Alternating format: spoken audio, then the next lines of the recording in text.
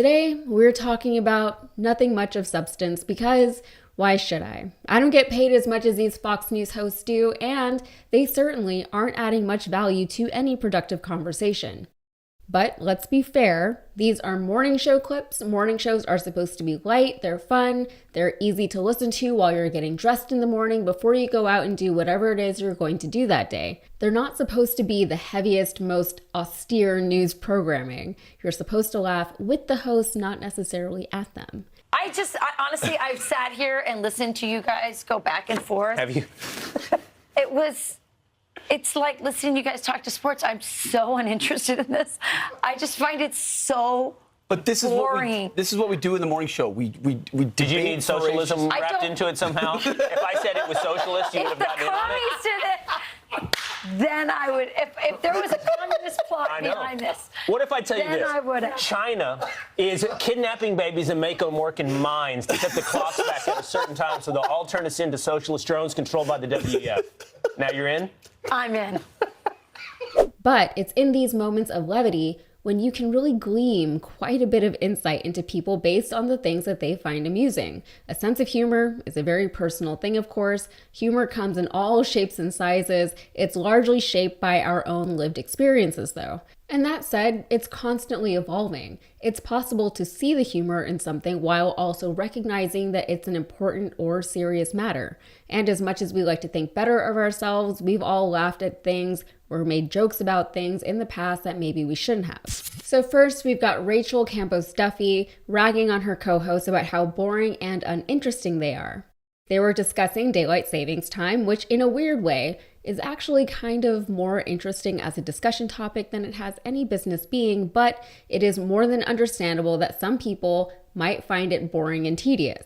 Still, it's probably not great for a topical and timely discussion to be called boring while it's actively being discussed on the air. That aside, the more interesting part came after her comment when, in a moment of Fox News self-awareness, Will Cain asked her, "If I had said it was socialist, would you have got in on it?" And that was a joke, and it was a funny one because it got everyone on that couch laughing. He went on to say, "What if I tell you this? China is kidnapping babies and making them work in mines to set the clocks back. Now you're in?" Okay, so another joke. Really good morning show banter. And I realize that I'm being a bit of a wet blanket by overanalyzing jokes. I get that. I promise I'm a lot of fun at parties, but as I said, you can learn a lot about people by the things that they find funny. Every one of those hosts on that couch in laughing was acknowledging the sensationalism that drives modern mainstream news media.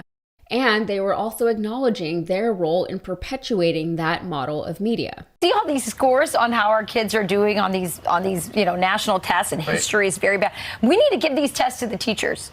I'm just very curious. I thought they did before they got their teaching certificate. No, because they all get licensed through these Marxist teaching schools that we have inside of all of these universities. That's also why you have teachers that turn out like that have no idea about American history. They don't care about it. They get hired by a classical academy, a charter school where parents are supposedly pulling their kids out of public school to get a better education. And here's what they get. So just always be alert. So let's move on real quick to another example before we discuss. Over on Fox and Friends, the hosts were discussing the Oscars. I didn't watch them, but I did see the highlights. Kayleigh McEnany said that there were some, quote, scantily clad women there. And Brian Kilmeade noticed, because he is such a diligent reporter, that John Cena, who presented the award for Best Costume Design completely naked, quote, has got a very good build and he was willing to shave his body. The average American There were some scantily clad women, too. Carly Shimkiss showed me some pictures. There were some. Just Google it. Right, there was. So John Cena, he's got a very good build, and he was willing to shave his body, and he wanted everyone to know. Wow, that's a lot. I mean, I wasn't looking that closely. Thank you. I'm a reporter. Fine, I agree with everything Brian Kilmeade said, but Kayleigh, clutching her pearls at scantily clad women at a Hollywood event, she's reinforcing the conservative ideal of conservative dress on a conservative channel that's primarily watched by older conservative adults. Now, I grew up in a time when the Fashion Police was a big deal. It was a show starring Joan Rivers on the E! Network, I think.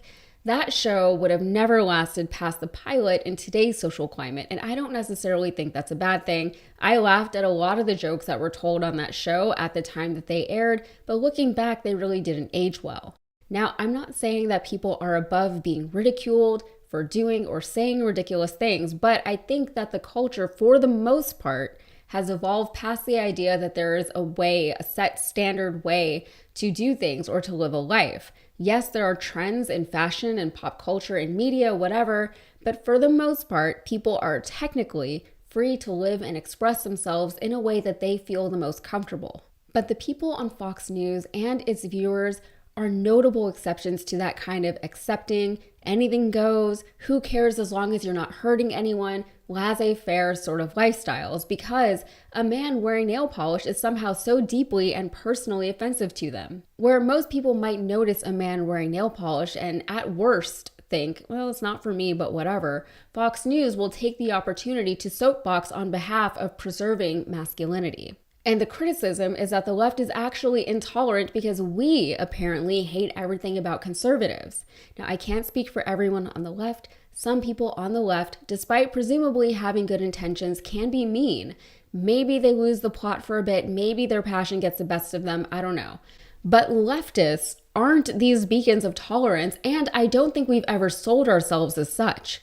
We're very intolerant, ironically, of intolerance. We don't like that conservatives say, for example, that they're supposedly okay with the LGBTQ community as long as their lifestyle isn't being flaunted in public. Meanwhile, I can drive down any freeway in Houston and see a billboard about Jesus. Meanwhile, I've had my rights taken away as a woman in Texas because of religious extremists who follow a religion that I don't. Meanwhile, children in schools are literally physically being endangered, not emotionally or spiritually endangered, which conservatives will tell you is just as bad, if not worse, by gun violence. But nothing is being done about it because conservatives have to have their guns.